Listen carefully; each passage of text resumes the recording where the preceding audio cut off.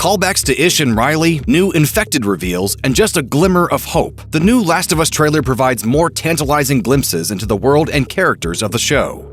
A big focus of the trailer is presenting the tone of The Last of Us and how it will translate the game's themes of hope versus despair. This is a world devastated by the cordyceps brain infection, which has killed most of humanity and turned the rest into fungi-covered monsters. The trailer begins with young Ellie asking the grizzled Joel why he goes on if there is no hope, and we get shots of several characters talking about how hopeless it is out there. But there is one hope, and it is all because of Ellie. As she reveals in the trailer, Ellie is infected with the virus but did not turn into a monster because she is immune. This is huge for the story and hits at the heart of what makes The Last of Us different from other zombie shows and movies. There are no dead being brought back to life, no The Walking Dead situation where you fear the living but fight the dead. Instead, this is an aggressive virus that attacks the brain capacities of the infected through different stages and turns them into monsters. And as we see in the trailer, the longer a body lives with the infection, the more its body mutates. If Ellie carries the infection but does not turn, then she may be a key to saving the world, making her the most important teenager alive. I think what really impressed him was the fact that I didn't turn into a monster. Like many games, The Last of Us is full of little secrets and notes scattered throughout its world, which serves to add to the game's length, but also allows for some fascinating environmental storytelling. Players find hideouts that tell stories about the people that live there and the tragic circumstances of their deaths. Case in point, Ish's hideout. Ish never appears in the game, but we learn about him from a series of notes he left behind. The latest trailer for The Last of Us shows what clearly looks like the entrance to Ish's hideout. This is but one of many shots in the trailer that look as if they were lifted straight from the video game. But what makes this shot different is what it implies. Ish's role in the story is not big. You can finish the entire game and not know who he is. But his notes add to the overall world building of The Last of Us and makes the world feel like an expansive place with real people who have lives outside of the main story. We've seen a lot of zombie apocalypses and a lot of post-apocalyptic worlds ravaged by viruses and zombies on screen, but not like this. The secret weapon to the world of The Last of Us is the cordyceps fungus that both brings about the end of the world and severely impacts every aspect of life after it. The trailer shows off vistas of recognizable landmarks in ruins and nature taking over big cities, but The Last of Us is all about the dark spaces, where an infected person could jump out from the next corner at any second. The trailer reveals one of those locations. You can see Joel and Ellie walking up some stairs filled with corpses, which are covered in fungi. The fact that the fungi also release toxic spores that can turn you into a monster transforms the very environment into a threat, making it equally terrifying and exciting for viewers to watch these characters traverse these dangerous areas.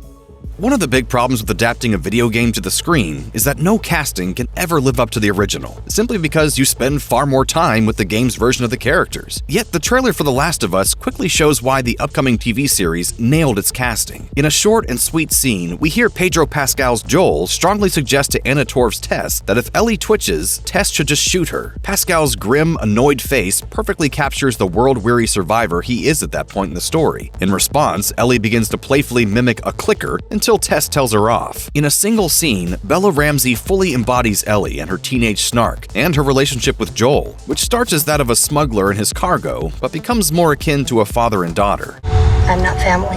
No. Your cargo.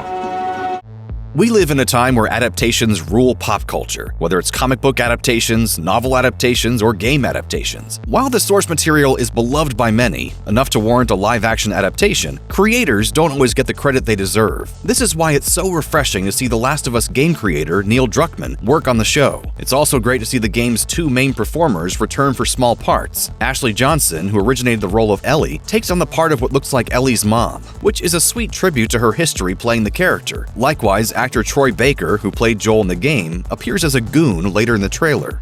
The Last of Us is not an incredibly lengthy game, and given how much of it is puzzle solving and sneaking around, it makes sense for the TV show to make some changes. Most excitedly, the trailer shows that we're going to see an adaptation of the first DLC, The Last of Us Left Behind. That DLC tells a standalone story about Ellie and her time before she met Joel, when she and her best friend Riley discovered an abandoned mall in Boston. Unsurprisingly for The Last of Us, that DLC is quite sad and tragic, but it adds a lot of character development for Ellie. The new trailer reveals we'll see some of this, with a shot of Ellie in what looks like the abandoned mall and a shot of Ellie and Riley at a photo booth. Euphoria star Storm Reid is set to play Riley, and we are already prepared for the waterworks.